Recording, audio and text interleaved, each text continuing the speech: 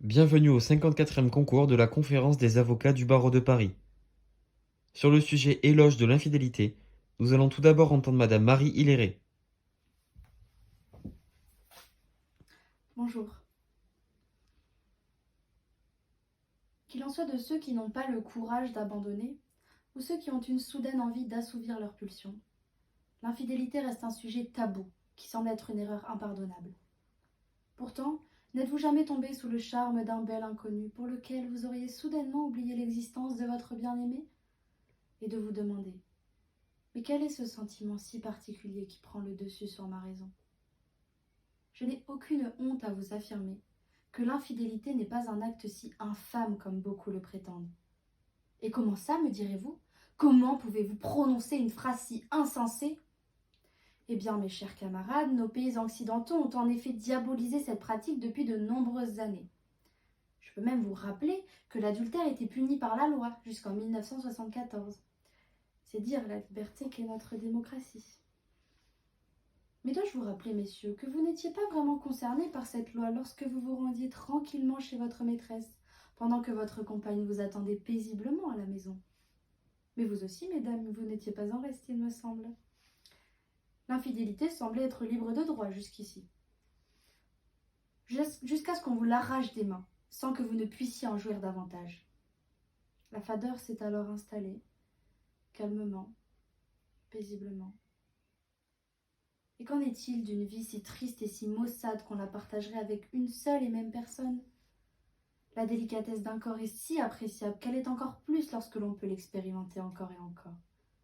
Embrasser une joue, effleurer un sein ou sentir le cou d'un bel inconnu procure une sensation de désir si intense à chaque nouvelle rencontre que devoir s'arrêter à une seule et même aventure serait d'une tristesse innommable. Le principe même de la répression de l'infidélité réside dans les sentiments.